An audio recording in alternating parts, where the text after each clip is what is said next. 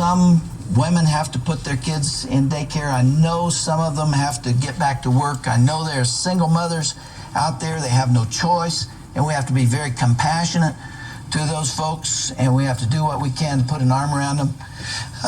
But it is dangerous to do that. And the research is now making that very clear. There is an instrument of the federal government called Child Health and Human Development that has been doing a longitudinal study for a number of years now on the consequences of early child care placement. And it is very, very interesting and somewhat discouraging. 1,100 kids in 10 premier child development clinics. They followed them at 6 months, 12 months, 18 months, 24 months, and 36 months, and then followed them longitudinally. And what they found is that those kids that are put in child care centers from very, very early, and especially those that stay long hours there, have a damaged relationship between the child and the mother. And at 5 years of age in kindergarten, they're 3 times more likely to have behavioral problems, to be in conflict, to be discipline problems, to fight, to bully, and to not be cooperative and not be compliant. And it is related to the interference with that early bonding experience.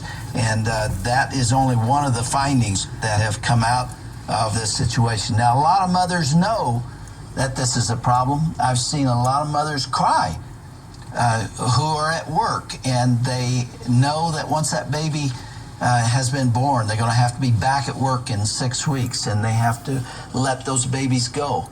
They're not going to be there when the first word is spoken or when the first step is taken, but they don't feel they have any choice. 70% of American women, of those in that age group, in the preschool age group, would rather stay home, but they're not able to do so for financial reasons. And our federal government looks at that. Great idea. Why don't we give more money for child care? We'll make more child care centers. Well, that's not the point.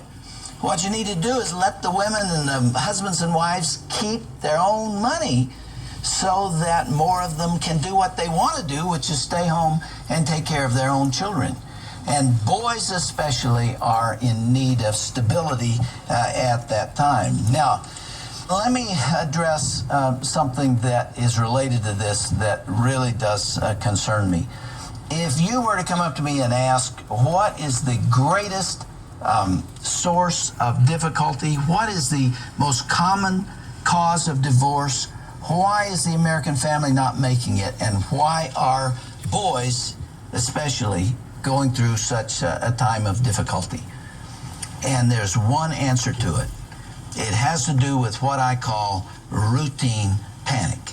It is that lifestyle, that breathless lifestyle, where we don't have time to talk together. We don't have time to walk together. We don't have time for husbands and wives to be alone together, for their intimate hours and so on. They're too worn out.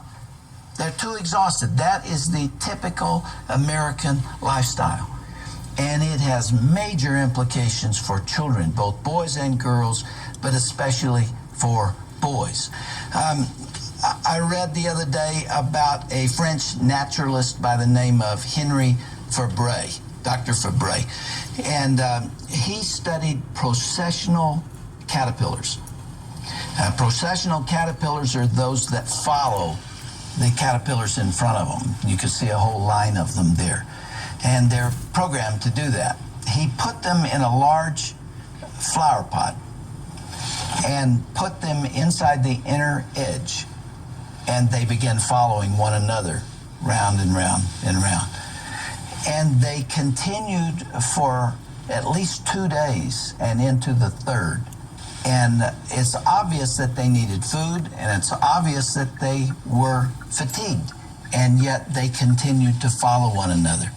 And finally, he put some pine needles in the center of that pot, which is the food that they typically eat, but none of them would go over and eat it. and they followed one another around that flower pot until they all died of exhaustion and malnutrition. In some ways, that is typical, I think, of the American family. We're following one another faster and faster and faster. If you take this book that I've written, Bringing Up Boys, and all of the problems that I discussed in here, most of them are linked to that lifestyle. Most of them come out of the fact that we are too tired. We're not there when they get home at night. 59% of kids come home to an empty house. Girls cope with that a whole lot better than boys. Boys, by their very nature, do not do well when they are not properly supervised. And yet this is the way it is. A book by the name of Bowling Alone. It's a tremendous book. It's written by Dr. Robert Putnam, who is a professor at Harvard University. And his thesis is that Americans no longer have the community that they used to have.